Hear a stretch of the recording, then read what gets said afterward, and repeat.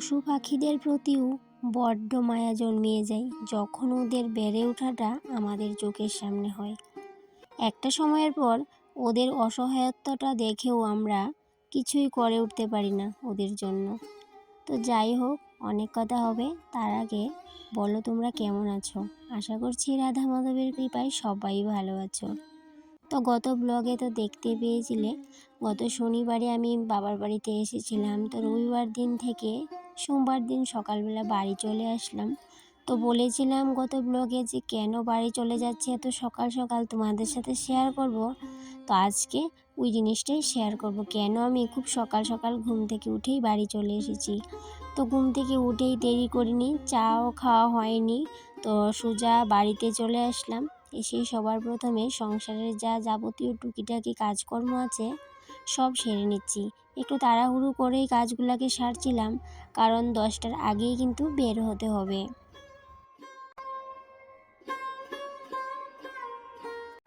এতটাই তাড়াহুড়োর মধ্যে ছিলাম, হাজব্যান্ডকেও বলছিলাম আমাকে একটু হেল্প করে দেওয়ার জন্য। তো ও অবশ্য হেল্প করে দিয়েছিল, সেটা আর তোমাদের সামনে আমি তুলে ধরিনি। তো যাই হোক, এইদিকে দেখো 10টার আগেই কিন্তু আমি রান্না বান্না বলো আর ঘরের কাজকর্ম বলো সমস্ত কিছু সেরে নিয়েছি। তবে রান্না বান্না বলতে আমি রান্না তেমন কিচ্ছু করিনি, শুধুমাত্র ভাত আর আলু সিদ্ধ করেছি, বেশ এইটুকুই। তো তার মধ্যে আবার ঘর দুয়ার মোছা, রান্নাঘরটা পরিষ্কার করা, রান্নাঘরে কিছু বাসন কুসন ছিল সেগুলোকেও ধুয়ে মেজে নিলাম। এদিকে রান্নাঘরটাকে তো অন্যদিন আমি একটু ভালো করেই পরিষ্কার করি, তবে আজকে আর সেভাবে ভালো করে পরিষ্কার করার সেই সময়টুকুও হাতে নেই, তাই জন্য একটু তাড়াহুড়োর মধ্যেই বলতে পারো রান্নাঘরটাকে একটু ক্লিন করছিলাম। ওই যে বাসিটা ছাড়াতে হয় সেটাই, এর থেকে বেশি কিছুই নয়। বলছিলাম যে কেন বাড়ি চলে আসলাম সেটা তো তোমাদের সাথে বলাই হয়নি, তাই এখন বলে নিচ্ছি।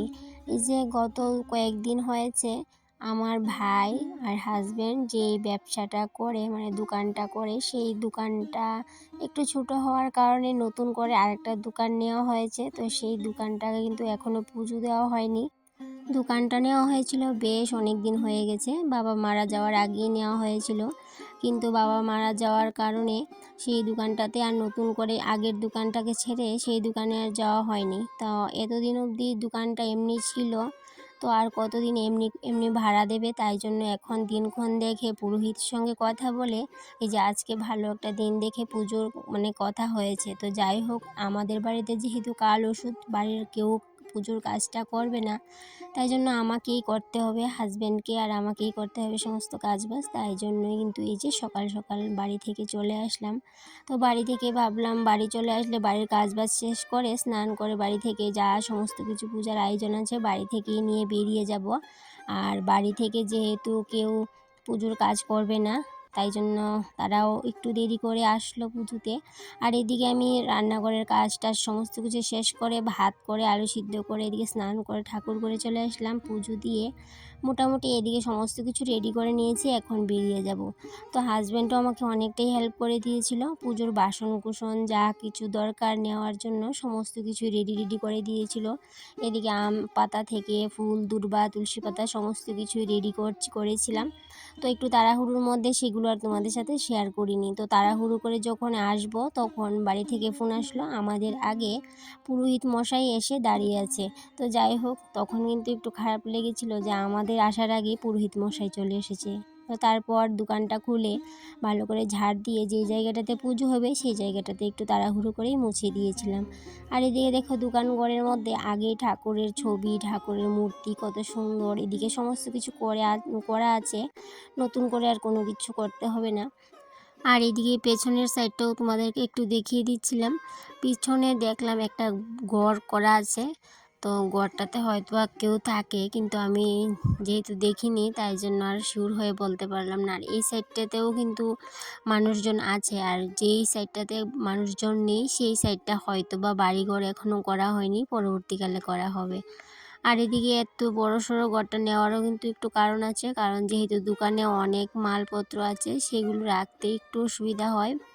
আগে যে দোকানটা ছিল সেই দোকানটার মধ্যে মালপত্র রাখা নিয়ে অনেকটাই অসুবিধা হতো, তাই জন্য একটু রুমটা বড় নেওয়ারই অনেক দিন ধরেই প্ল্যান ছিল।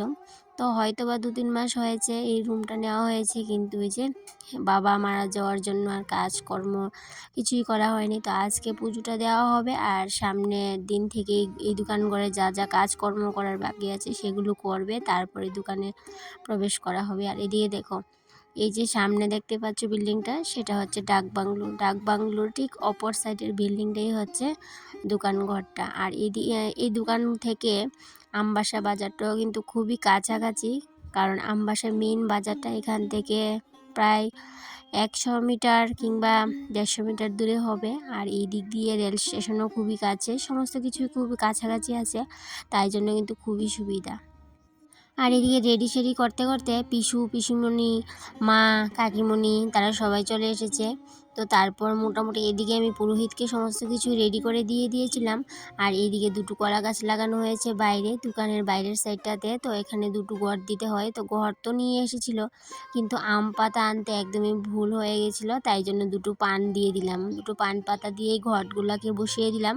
আর এদিকে পিসি ধূপকাঠি মোমবাতি দিয়ে ঘটগুলাকে একটু বরণ করে নিয়েছিল। আর এইদিকে দেখো, যেহেতু বাড়ি থেকে সমস্ত কিছু আনা হয়েছে, আমি নিজের ঠাকুর ঘর থেকে এনেছিলাম, অনেক কিছু আনতে ভুলে গেছিলাম। তো যেইগুলো আনা হয়নি সেইগুলোকে পুরোহিত মশাই একটু ম্যানেজ করে নিয়েছিল। তারপর দোকানের জন্য একটা মালা নিয়ে আসলো হাজব্যান্ড, তো দুইজনে মিলে মালাটাকে একটু সুন্দর করে লাগিয়ে নিচ্ছিলাম সামনের সাইডটাতে।